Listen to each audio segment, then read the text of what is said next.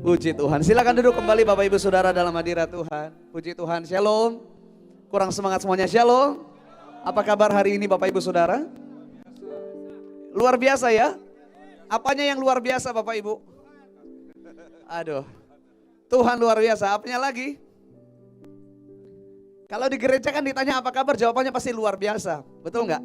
Tapi kalau ditanya apa yang luar biasa? Oke, yang pertama Tuhan, apalagi yang luar biasa? Hidup saya, hidup itu Bapak atau Ibu yang ngomong ya? Hidupnya kenapa? Oh, pertolongan Tuhan luar biasa, apalagi? Penyertaan Tuhan luar biasa, apalagi? Kebaikan, perlindungan, kasih. Rohani-rohani banget ya di sini ya. Ya kan, saking rohaninya suatu saat dipanggil Tuhan nih balik ke surga, duduk di sebelah kanan Petrus nih saking rohaninya. Saya mau tanya Bapak Ibu yang hari ini hadir di rumah Tuhan, engkau sedang mengalami berkat Tuhan, doamu baru dijawab Tuhan, engkau punya usaha yang sedang diberkati Tuhan. Boleh angkat tangan? Oh ya, apa kabar? Luar biasa. Atau mungkin di antara Bapak Ibu Saudara yang hari ini hadir, sakitmu udah lama gak sembuh-sembuh, pergumulanmu sudah terlalu lama gak selesai-selesai, masalahmu terlalu berat belum selesai-selesai. Ada? Boleh angkat tangan? Gak ada yang punya masalah di sini. Selesai sudah ibadah kita ya.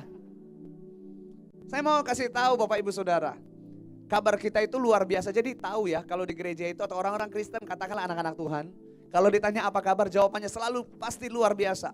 Bukan karena segala sesuatu sedang baik dalam hidup kita, enggak saudara. Karena namanya hidup ini, senang atau enggak senang, pergumulan pasti datang. Diundang atau enggak diundang, namanya masalah pasti datang, betul enggak? Walaupun kita berkata, aduh saya enggak mau ada masalah dalam hidup saya. Walaupun kita berkata, aduh aku gak mau ada pergumulan dalam hidupku. Tapi yang namanya hidup, pergumulan dan masalah pasti akan datang. Gitu ya. Dan saya mau kasih tahu kabar kita luar biasa bukan karena segala sesuatu sedang baik. No. Tapi kabar kita luar biasa karena kita tahu satu hal. Yang pertama, Tuhan Immanuel. Immanuel artinya apa Bapak Ibu Saudara? Allah, Tuhan beserta kita. Ternyata kalau kita belajar firman Tuhan bukan cuma sekedar Tuhan beserta kita. Bukan cuma sekedar God with us. Tapi God dwell in us, Tuhan itu tinggal di dalam kita. Boleh katakan sama-sama, tinggal dalam saya. Dan Tuhan yang tinggal di dalam hidup kita, dalam hidup saya dan Bapak Ibu Saudara, adalah Tuhan yang luar biasa. Tuhan yang menjadikan setiap kita menjadi orang-orang yang luar biasa. Sekarang ingatkan kiri kananmu, katakan kamu luar biasa dalam Tuhan. Saya lihat dari depan ini Bapak Ibu cuma lihat kiri kanannya terus.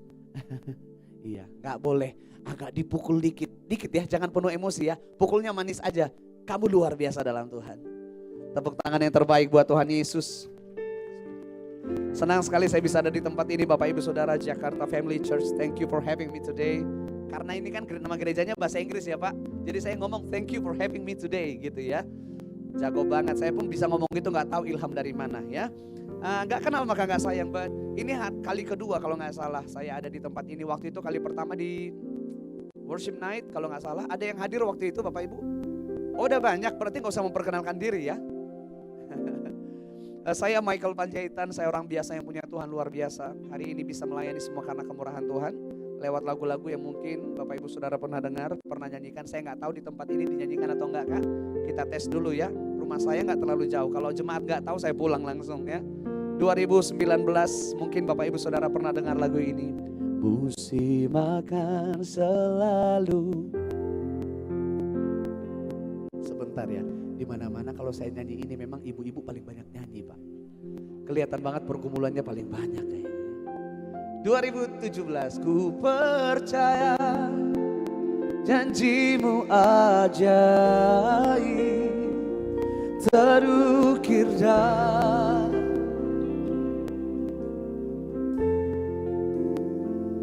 ku berserah di dalam kekuatanmu,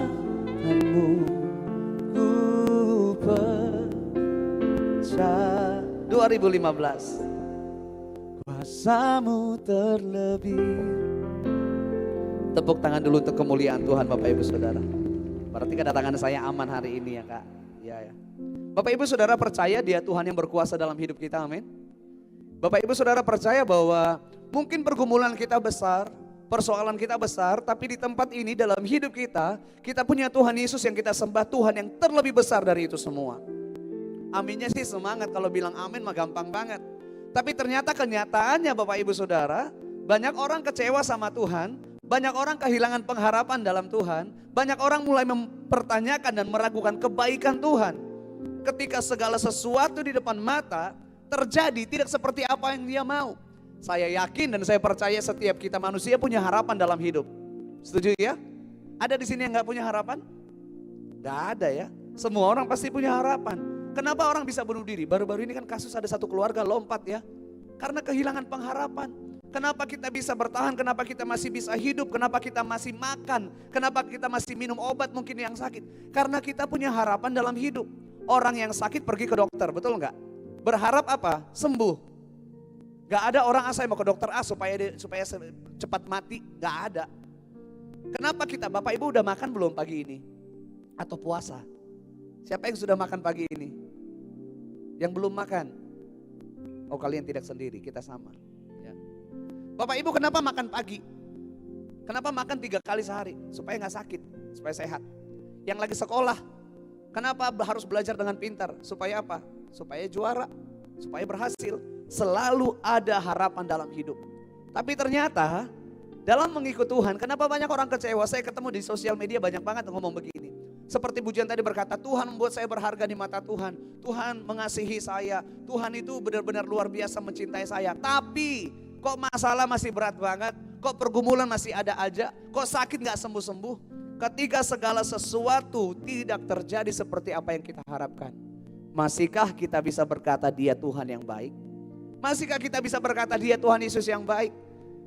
Kalau Bapak Ibu Saudara datang hari ini ke rumah Tuhan, berdoa Tuhan ini pergumulanku tolong Tuhan. Lalu pulang ke rumah, minggu depan masalahnya belum selesai. Terus Bapak Ibu Saudara berkata, udahlah ngapain ke gereja, ngapain pagi-pagi buang-buang waktu, gak ditolong Tuhan juga. Itu artinya orang yang belum percaya sepenuhnya kepada Tuhan. Orang yang percaya sepenuhnya kepada Tuhan adalah orang yang berkata begini, hari ini sakitku sembuh atau enggak, pergumulanku selesai atau enggak, apapun terjadi dalam hidupku, aku tetap memilih untuk menyembah Tuhan. Aku tetap memilih untuk percaya bahwa dia Tuhan Yesus yang baik. Sekali lagi, karena kebaikan Tuhan gak pernah ditentukan sama situasi hidup kita hari ini Bapak Ibu Saudara. Yang setuju boleh berikan tepuk tangan yang terbaik buat Tuhan Yesus. Banyak orang kecewa sama Tuhan. Saya ketemu di sosial media, mungkin beberapa waktu lalu saya lupa saya ceritakan gak? Seorang pengusaha zaman pandemi ini saudara, seorang pengusaha teman saya, anak Tuhan loh, aktif dalam pelayanan di gereja. Bahkan penghasilannya dia itu sebagian besar dia berikan kepada gereja dan pelayanan keluar kota saudara, ke desa-desa yang lain gitu ya. Waktu pandemi datang usahanya mulai turun, perusahaannya mulai goyang saudaraku. Lalu kalau selama ini kita tanya apa kabar kok, dia akan berkata, wah puji Tuhan baik banget, Tuhan Yesus luar biasa Mike gitu ya.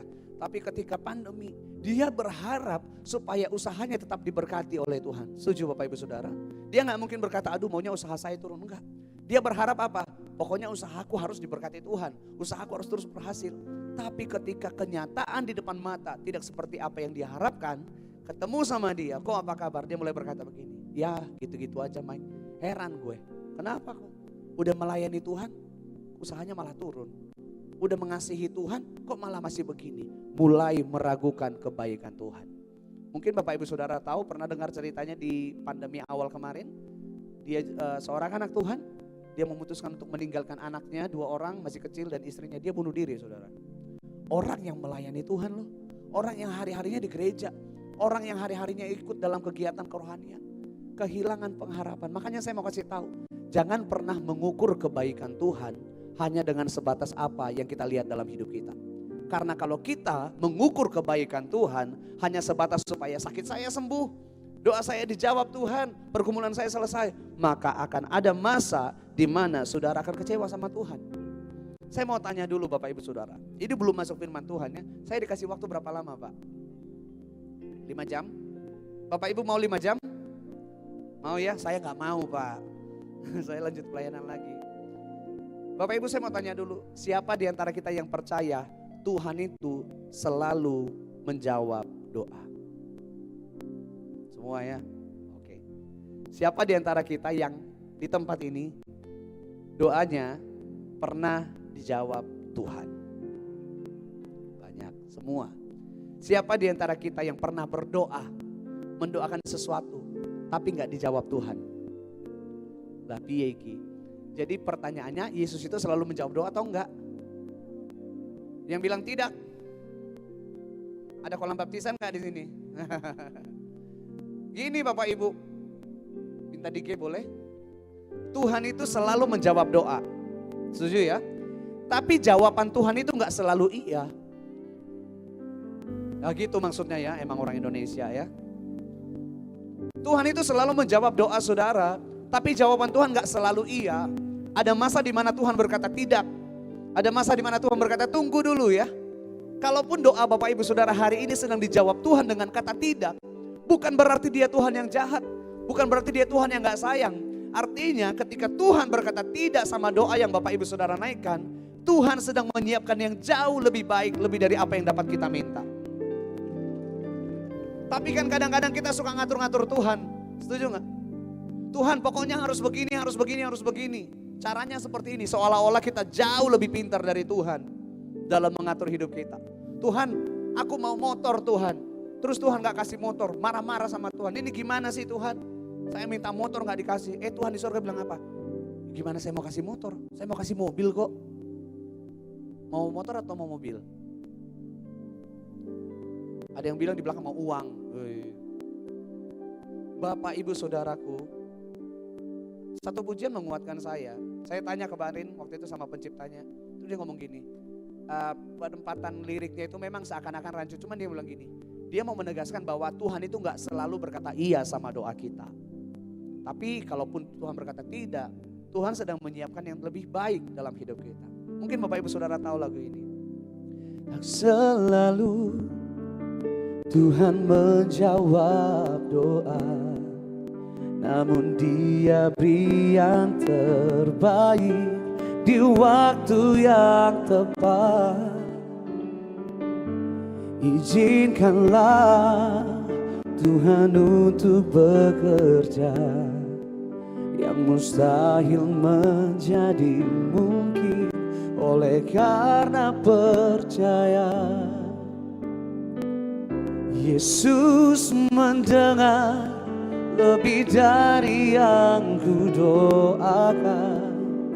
Yesus menjawab lebih dari yang ku harapkan. Dengan caranya di waktu yang tepat, ku kan melihat Dia jadikan. Dengan caranya siapa? Caranya kita atau caranya Tuhan? Waktunya kita atau waktunya Tuhan? Tapi seringkali kita ngatur-ngatur Tuhan, betul gak? Tuhan harus kayak gini, kayak gini, kayak gini. Kita atur Tuhan sedemikian rupa seperti apa yang kita mau. Pokoknya Tuhan waktunya harus begini, begini, kita atur semuanya. Padahal saya mau kasih tahu, kekuatan kita terbatas, kehebatan kita terbatas saudara. Caranya kita seringkali gagal, tapi caranya Tuhan gak pernah gagal. Waktunya kita, di antara Bapak Ibu Saudara kan ibadah jam 9 pagi. Yang hadir sebelum jam 9, boleh angkat tangan? Ih luar biasa nih umat pemenang memang ya. Yang hadir setelah jam 9 yang telat jujur. Memang manusia begitu. Kalau gak kecepatan, kelambatan. Tapi caranya Tuhan, pertolongannya Tuhan gak pernah terlalu cepat. Gak pernah terlambat, selalu tepat pada waktunya dalam hidup kita. Mari kita masuk firman Tuhan. Saya gak, waktunya kok cepat banget jalan ya Pak ya. Di sini 2 kali lipat lebih cepat apa gimana ya? Perasaan saya dikasih waktu 50 menit kalau gak salah. Ini udah tinggal 27. Benar gak ini? Atau sensi ini yang bikin waktunya sama saya? Enggak ya? Aman ya? Yohanes pasal 11, singkat saja Bapak Ibu Saudara. Kita baca sama-sama belajar firman Tuhan ya. Waktu gak lama. Yohanes pasal yang ke-11 ayat yang pertama sampai ayat yang ke-6. Multimedia boleh minta tolong bantu saya. Kita baca dengan suara yang mantap Bapak Ibu Saudara. Yohanes pasal 11 ayat 1 mulai sampai ayat 6. Kita baca sama-sama. 1, udah dapat tayangannya udah ada? Yohanes pasal 11. Oke. 1, 2, 3. Ada seorang yang sedang sakit, namanya Lazarus. Dia tinggal di Betania, kampung Maria dan adiknya Marta. Maria ialah perempuan yang pernah meminyaki kaki Tuhan dengan minyak mur dan menyekanya dengan rambutnya. Dan Lazarus yang sakit itu adalah saudaranya. Kedua perempuan itu mengirim kabar kepada Yesus, Tuhan, dia yang engkau kasihi sakit. Perhatikan baik-baik, sampai di sini dulu. Bapak ibu saudara, ada 3 orang bersaudara kata firman Tuhan, Maria, Marta, dan Lazarus. Mereka ini kata firman Tuhan sangat dikasihi oleh Tuhan. Sampai firman Tuhan mencatat, oh berarti bukan cuma kayak sahabat, udah kayak keluarga. Karena firman Tuhan berkata sangat dikasihi. Dan ternyata Bapak ibu saudara, dari kebenaran firman Tuhan ini saya belajar, kalau kita berkata kita dikasihi Tuhan, Tuhan itu gak pernah berjanji bahwa hidup kita lepas dari masalah, bahwa hidup kita lepas dari pergumulan, setuju? Tapi apa yang Tuhan janjikan? Dalam Matius pasal yang 28 berkata apa? Tetapi aku, kata Tuhan Yesus, akan menyertai kamu. Artinya apapun boleh terjadi, tapi penyertaan Tuhan selalu tetap untuk selama-lamanya dalam hidup kita. Bapak ibu saudara, Lazarus orang yang dikasihi kata firman Tuhan, ternyata punya masalah juga, punya pergumulannya itu apa? Sakit dia. Saya yakin waktu itu sakitnya gak mungkin flu biasa. Gak mungkin maaf ya sakitnya gatal-gatalan atau bisul-bisulan, gak mungkin. Pasti sakitnya parah, sampai-sampai Maria dan Marta minta tolong kepada orang. Ini imajinasi saya aja. Maria dan Marta pasti menjaga Lazarus yang sedang sakit. Sakitnya pasti parah. Kenapa? Sampai mereka minta tolong kepada orang. Tolong dong cari Tuhan Yesus. Pergi kepada Yesus, katakan ya. Lazarus yang sangat dikasihi Tuhan ini sedang sakit. Bapak ibu saudaraku, ayat 4 berkata apa? Ketika Yesus mendengar kabar itu, kabar apa? Kabar bahwa Lazarus sakit, terus apa kata firman Tuhan? Ia berkata, Yesus berkata, penyakit itu tidak akan membawa kematian, tetapi akan menyatakan kemuliaan Allah. Sebab oleh penyakit itu anak Allah akan dimuliakan. Saya mau kasih tahu, apapun yang terjadi dalam hidup kita hari ini, itu akan dipakai Tuhan untuk kemuliaan namanya. Apapun yang kita alami hari ini, pergumulan saudara, persoalan kita, apapun yang ada dalam hidup kita, itu adalah alat dan kesempatan yang terbaik yang akan Tuhan pakai dalam hidup kita untuk menyatakan kemuliaannya dalam hidup kita. Masa dengan sakitku Mike kemuliaan Tuhan dinyatakan? Oh ya, karena dengan sakit saudara itu saudara akan melihat bahwa Tuhan sanggup melakukan perkara yang tidak mungkin menjadi mungkin. Pergumulan saya terlalu berat, masa iya kemuliaan Tuhan dinyatakan? Dalam pergumulan kita, firman Tuhan katakan begini, sebab oleh pergumulan itu, sebab oleh apa yang Bapak Ibu Saudara alami hari ini, kemuliaan Allah akan dinyatakan dan anak Allah akan dimuliakan. Cuma seringkali kita lebih fokus sama masalahnya yang belum selesai. Seringkali kita lebih fokus sama vonis dokter. Seringkali kita lebih fokus sama apa? Apa kata manusia dalam hidup kita. Padahal hidup kita gak ditentukan sama apa kata manusia. Hidup kita ditentukan sama apa kata firman Tuhan. Dan firman Tuhan berkata bahwa Tuhan bagi dia tidak ada yang mustahil saudara. Amin saudaraku. Nah ayat 5 dikatakan apa? Yesus, perhatikan baik-baik. Yesus memang, this is the truth.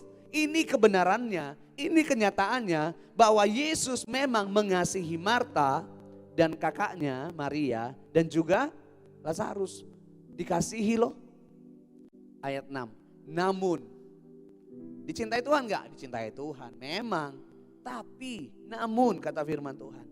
Setelah didengar bahwa Lazarus sakit, Yesus sengaja tinggal 2 hari lagi. Kok kayaknya Tuhan jahat banget ya? Sengaja. Harapan Maria dan Marta, tentunya apa saudara? Harapannya Maria dan Marta, begitu Yesus mendengar kabar, Yesus segera datang ke rumah mereka, betul enggak? Itu harapannya. Ekspektasi Maria dan Marta, begitu Yesus dengar kabar, wong orang lain yang enggak dikenal Tuhan aja disembuhkan kok. Apalagi ini kata firman Tuhan sangat dikasihi, betul enggak? Berarti harapannya lebih besar, betul enggak? Harapannya apa? Begitu Yesus dengar kabar, oh Yesus segera datang dong, buru-buru. Betul enggak? Rushing, cepat-cepat datang. Supaya apa? Menyembuhkan Lazarus. Tapi firman Tuhan berkata begini, bukannya buru-buru, malah Yesus sengaja tinggal 2 hari lagi. Kalau kita bacain kok kayaknya Tuhan jahat banget. Gimana sih Tuhan? Udah doa loh, udah berharap begini, udah begini dan segala macam. Tapi Tuhan katanya firman ini sengaja tinggal di tempat di mana dia mendengar kabar itu. Gak langsung. Dengan cara begini, seperti pujian tadi berkata, dengan cara Tuhan bukan caranya kita. Caranya manusia, caranya Marta dan Maria, Yesus dengar kabar, langsung segera datang, lalu sembuhkan Lazarus. Betul gak? Waktunya kapan? Langsung, gak usah nunggu 2 hari, wong ini lagi kritis kok. Gak usah nunggu berjam-jam, gak usah nunggu berminggu-minggu. Begitu dengar berita harusnya Yesus langsung datang. Tapi itu kan caranya manusia, itu kan waktunya manusia. Caranya Tuhan beda, waktunya Tuhan beda. Waktunya apa? Sengaja Yesus tinggal 2 hari lagi. Caranya apa? Karena Yesus mau melakukan sesuatu yang lebih dari apa yang Maria dan Marta harapkan. Lazarus sembuh atau enggak Bapak Ibu? Halo, Lazarus sembuh enggak? Mati ya. Karena memang caranya Tuhan, kalau caranya manusia tadi, caranya Marta dan Maria, Yesus menyembuhkan. Tapi caranya Tuhan, Yesus gak sekedar menyembuhkan, Yesus mau membangkitkan. Lebih hebat mana menyembuhkan atau membangkitkan? Lebih keren mana menyembuhkan atau membangkitkan? Apa yang Yesus lakukan selalu yang terbaik dalam hidup kita. Kalaupun kadang-kadang kita lebih sok tahu, oh Tuhan kayaknya yang terbaik buat saya begini. Oh Tuhan bilang enggak. Tuhan kerjakan yang lain yang pasti jauh lebih baik. Dan itu pasti yang terbaik. Itu kata firman Tuhan Bapak Ibu Saudara. Maria dan Marta berharap ekspektasinya segera. Tapi Yesus sengaja tinggal 2 hari lagi. Apa yang terjadi Bapak Ibu Saudara? Apa yang terjadi? Lazarus akhirnya mati. Nanti Bapak Ibu Saudara bisa baca di rumah ya, lanjutan cerita ini. Lazarus akhirnya meninggal, mati. Dan setelah 4 hari mati, hari keempat kata firman Tuhan, baru Yesus datang. Kalau Bapak Ibu Saudara belajar firman Tuhan nanti bisa search di Google juga ya. Kebudayaan mereka dan kepercayaan mereka waktu itu Saudara, orang kalau sudah meninggal, hari pertama dia meninggal, rohnya gak langsung pergi. Rohnya masih ada di sekitar situ. Jadi hari pertama masih ada kemungkinan rohnya ini bisa balik kepada tubuhnya dan bisa bangkit lagi. Itu kepercayaan mereka. Hari kedua rohnya masih di sana dan masih ada kemungkinan untuk balik lagi. Hari ketiga Bapak Ibu Saudara, orang meninggal rohnya juga masih di sana. Dan ada kemungkinan orang mati itu bisa bangkit lagi. Tapi itu hanya sampai hari ketiga. Kalau hari keempat orang belum bangkit berarti untuk selama-lamanya dia gak akan bisa bangkit lagi. Yesus itu mau mengajarkan kepada orang-orang banyak, kepada Maria dan Marta. Bahwa ketika manusia berkata, kalau hari pertama kan masih mungkin bangkit. Hari kedua juga masih bisa mungkin bangkit. Kalau Yesus datang hari pertama, memang kita percaya kok rohnya masih di sini masih bisa bangkit. Tapi Yesus datang di hari keempat. Hari di mana orang berkata, gak akan mungkin bisa bangkit lagi. Gak akan mungkin bisa ada mujizat. Gak akan mungkin bisa pertolongan Tuhan datang lagi. Di sana Tuhan hadir untuk membuktikan ketika manusia berkata tidak mungkin, ada Tuhan yang menjadikan semuanya mungkin. Tuhan hadir di sana untuk menunjukkan kepada orang banyak, kepada Maria, Marta dan Lazarus, bahwa sekalipun manusia berkata it's over now, udah gak ada lagi pertolongan, gak mungkin bisa lagi, terlambat, it's too late, udah gak mungkin bisa lagi. Bagi Yesus tidak ada kata terlambat. Tuhan mau mengajarkan selama Yesus ada, selalu ada harapan. Selama kita punya Tuhan Yesus, selalu ada harapan. Sekalipun Bapak Ibu Saudara mungkin berkata, enggak mungkin lah, hari ini udah hari terakhir, aku belum melihat pertolongan Tuhan. Enggak mungkin bisa ditolong Tuhan lagi. Saya mau kasih tahu, bahkan dalam detik-detik terakhir pun, Yesus ada di sana untuk menyatakan mukjizat dan pertolongannya dalam hidup saya dan saudara. Yang setuju boleh berikan tepuk tangan yang terbaik buat Tuhan Yesus. Harus tetap percaya saudara. Sama seperti orang Israel. Waktu mereka keluar dari tanah perbudakan, dari tanah Mesir. Kalau Bapak Ibu Saudara baca nanti dalam kitab Keluaran ya. Waktu mereka berjalan meninggalkan tanah perbudakan, saudara, apa yang terjadi? Mereka kurang vitamin. Mereka itu gizinya buruk, gak sehat. Kenapa? Karena ratusan tahun mereka jadi budak di tanah Mesir saudara. Sampai akhirnya mereka lepas. Nanti baca firman Tuhan ya. Tuhan mengeraskan hati Firaun. Itu kata firman Tuhan. Ketika orang-orang Israel sudah keluar mulai berjalan menuju tanah Kanaan, menuju tanah perjanjian. Oh, udah dilepaskan Tuhan nih, enak banget nih. Ternyata apa yang terjadi? Di depan mata ada apa? Laut Teberau. Gak bisa nyebrang laut, saudara. Waduh, gimana ini? Maju gak bisa. Pas mereka memundur, tentaranya Firaun 600 kereta pilihan kata firman Tuhan. Bersama dengan pengawal-pengawal dan panglima yang gagah perkasa. Lengkap dengan senjata perangnya mereka. Akan membinasakan orang Israel. Logikanya orang yang badannya sehat, kuat, tegap. Orang pilihan namanya kereta pilihan dan panglima pilihan. Melawan orang yang kurang vitamin. Kira-kira yang menang siapa saudara? Halo? Tentara dong. Musa punya apa? Musa punya apa? Musa ngomong ini, Tuhan cuma punya tongkat. Panglima-panglima punya panah, senjata, pedang dan segala macam. Cuma tongkat. Gak usah deh Musa datang memukul mereka. Dari jauh aja dipanah Musa udah bisa mati. Betul gak?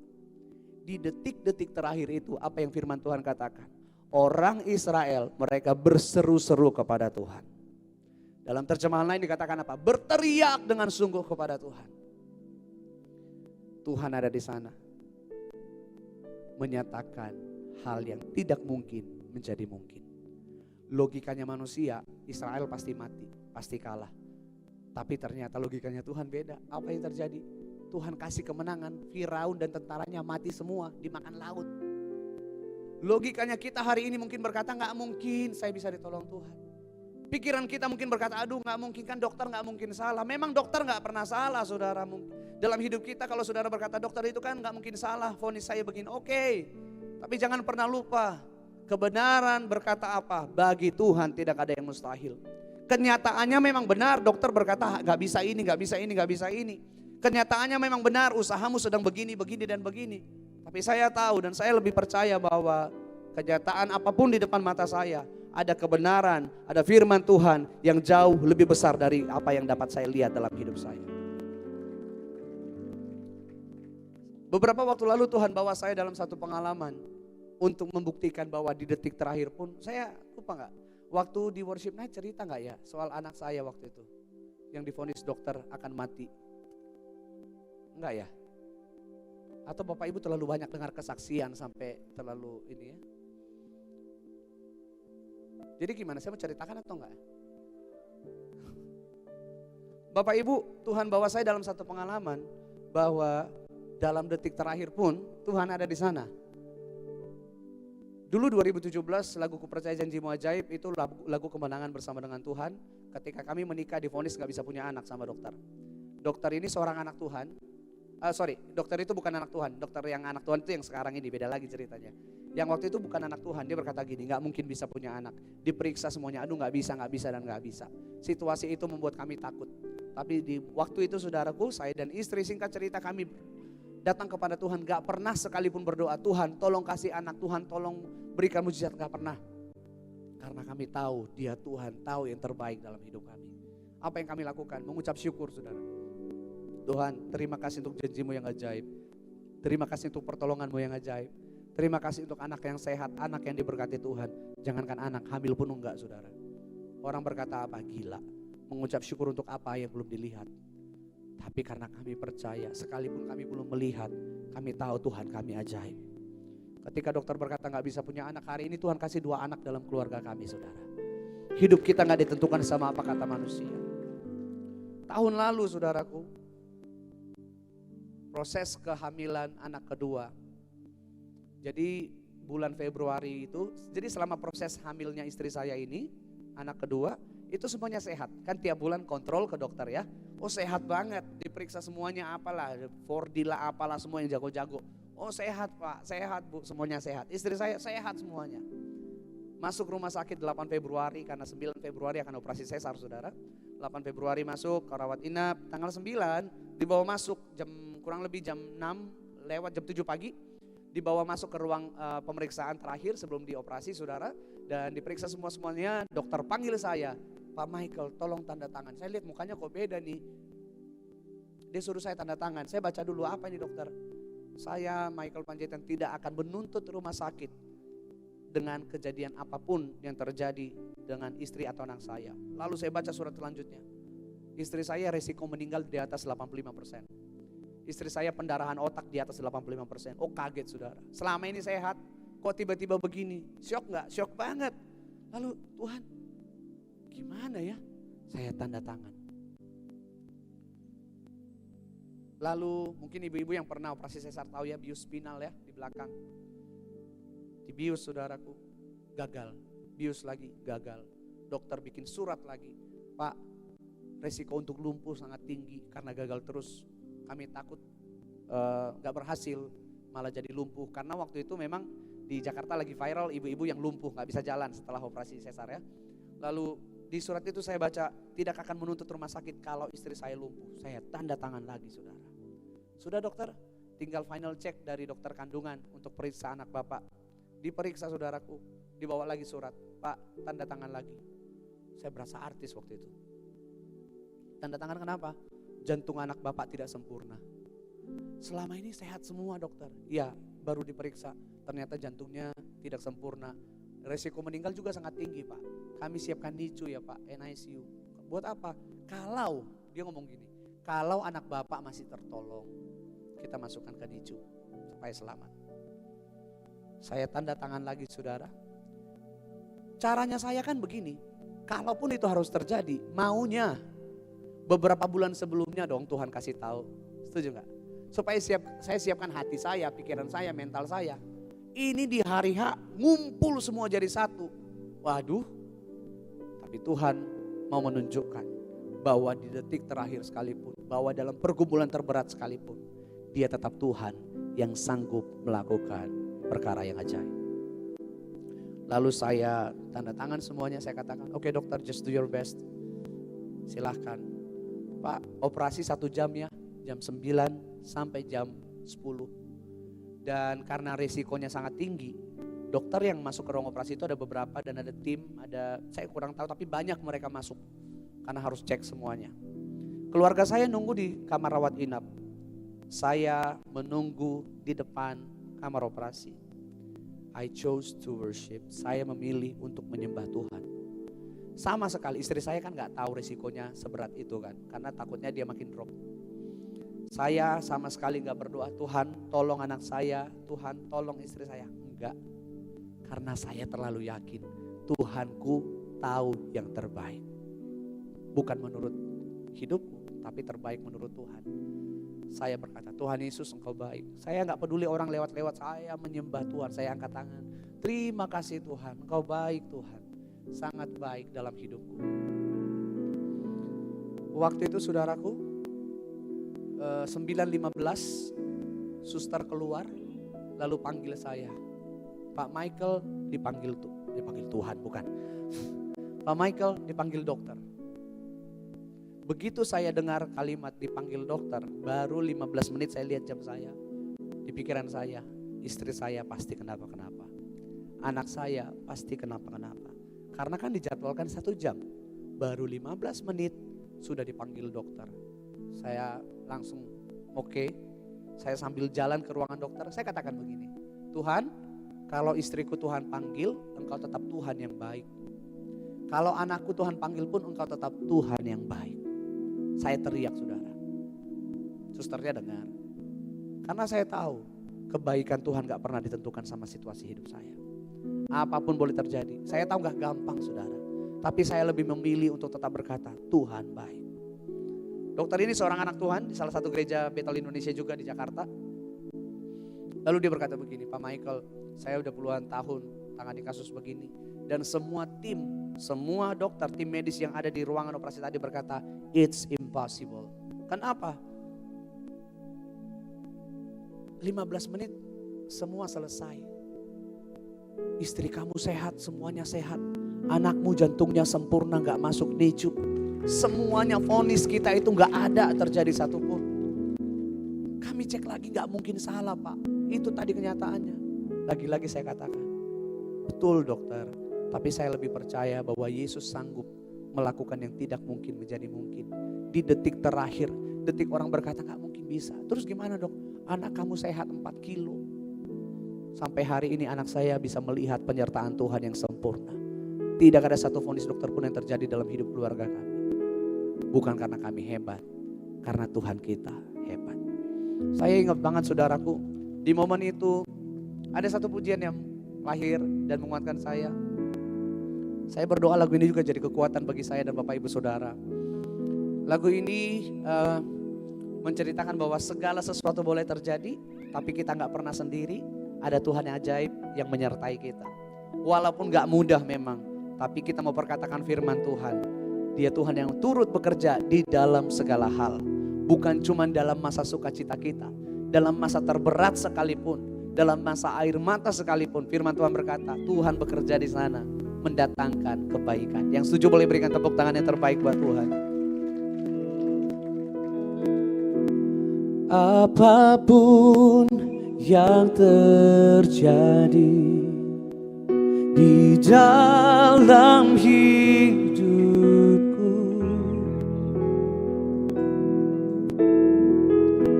yang ku tahu kau ada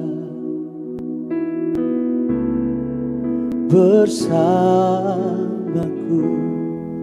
tak pernah ku ragukan janjimu, tak pernah ku takutkan hidupku, sepenuhnya percaya akan rencanamu terbaik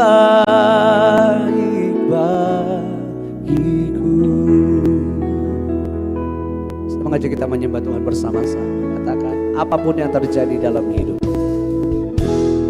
apapun yang terjadi di dalam hidupku, yang ku tahu kau ada bersamaku, tak pernah ku ragukan janjimu, tak pernah ku takutkan hidupku, sepenuhnya percaya akan rencanamu terbaik, tak pernah ku ragukan, tak pernah ku ragukan janjimu, tak pernah ku takutkan hidupku, sepenuhnya percaya akan rencanamu terbaik bagiku. Di momen yang susah dan sulit waktu itu, saya sembah Tuhan dan saya katakan, walaupun takkan mudah, ku tetap percaya. Semua mendatangkan kebaikan bagiku. Bersama-sama katakan, tak pernah ku ragukan janjimu, tak pernah ku takutkan hidupku, sepenuhnya percaya akan rencanamu terbaik. Mari kita bangkit berdiri bersama-sama. Tak pernah ku ragukan janji, tak pernah ku takutkan hidupku, sepenuhnya percaya, sepenuhnya percaya akan rencanamu terbaik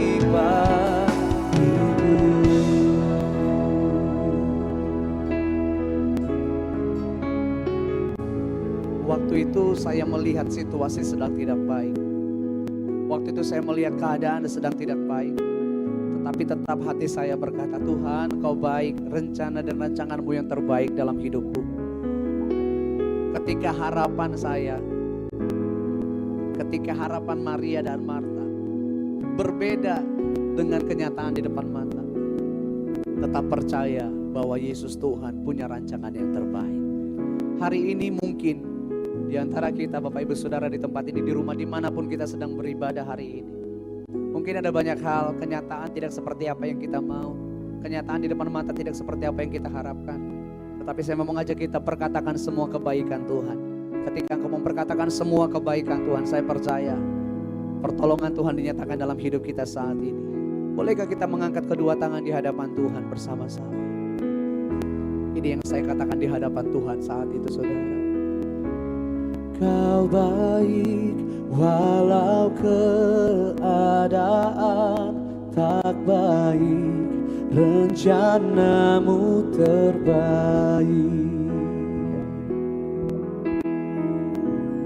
Kau baik walau yang kulihat tak baik, rancangan-Mu terbaik. Mari perkatakan sama-sama, Engkau baik Tuhan.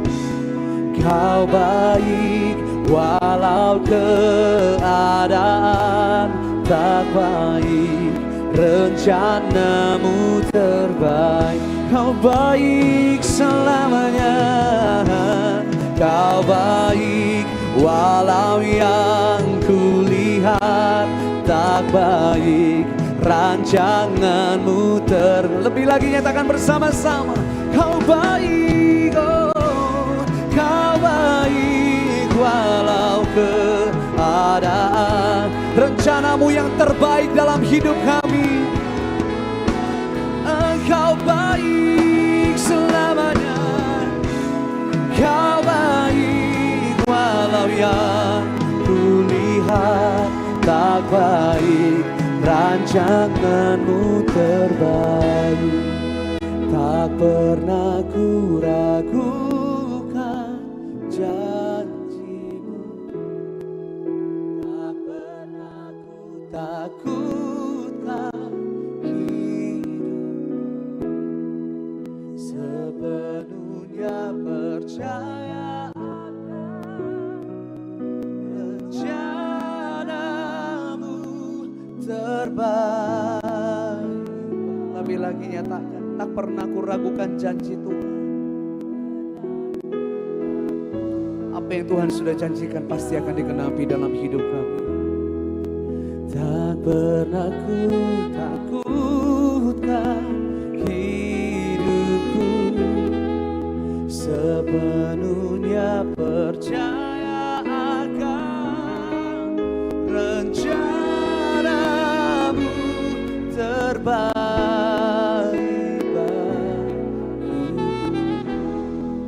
Katakan bersama-sama, Kau baik.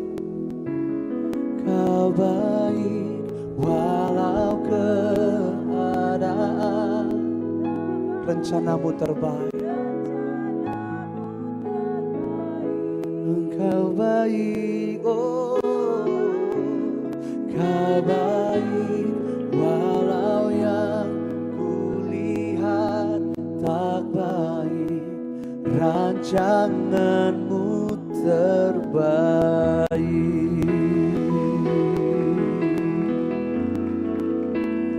Rencana-Mu Tuhan, rancangan-Mu itu yang terbaik. Rancangan-Mu itu yang terbaik.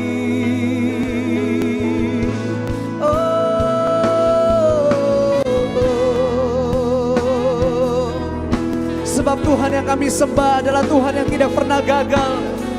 Tuhan yang kami sembah adalah Tuhan yang hidup. Tuhan yang selalu punya rancangan yang terbaik dalam kami. Kami bersyukur Tuhan. Kami percaya rancangan-Mu Tuhan. Kami percaya kebaikan-Mu melimpah dalam hidup kami.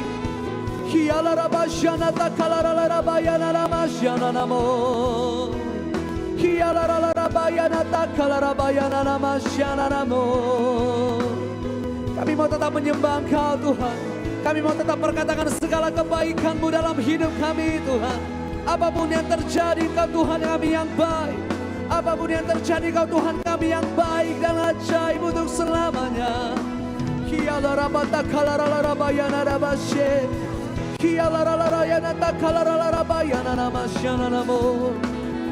Kami berkatakan segala kebaikan Tuhan dalam hidup kami.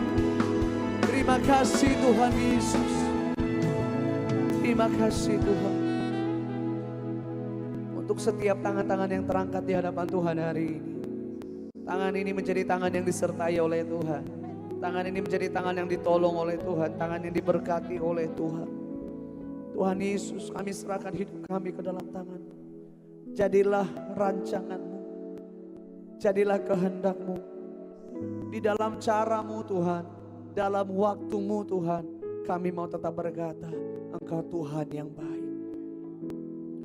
Untuk setiap kemustahilan yang kami hadapi hari ini. Kami tahu dengan kekuatan kami gak akan mungkin bisa. Dengan kehebatan kami gak akan mungkin bisa. Untuk itulah kami mau berkata, hanya dengan cara-Mu, hanya dalam waktu-Mu Tuhan. Setiap kami yang sakit Tuhan sembuhkan. Setiap kami yang lemah Tuhan kuatkan. Setiap kami yang berputus asa diberikan pengharapan. Bahkan setiap kami yang terhilang diselamatkan dalam anugerah-Mu Tuhan. Terima kasih untuk keajaiban-Mu. Kami percaya hari ini untuk setiap kami, di mana firman Tuhan ini disampaikan, di mana setiap kesaksian ini boleh diperdengarkan. Hari ini Tuhan mengerjakan pekerjaan yang jauh lebih dahsyat lagi atas setiap kami, anak-anak Tuhan yang ada di tempat ini. Terima kasih Tuhan Yesus, bagimu segala pujian, hormat, kemuliaan. Dulu, sekarang, sampai selama-lamanya. Di dalam nama Tuhan Yesus, setiap kita yang siap berjalan dalam keajaiban Tuhan hari ini, bersama-sama kita katakan, amin. Tepuk tangan yang terbaik buat Tuhan Yesus. Silakan duduk kembali Bapak Ibu Saudara. Tuhan Yesus memberkati.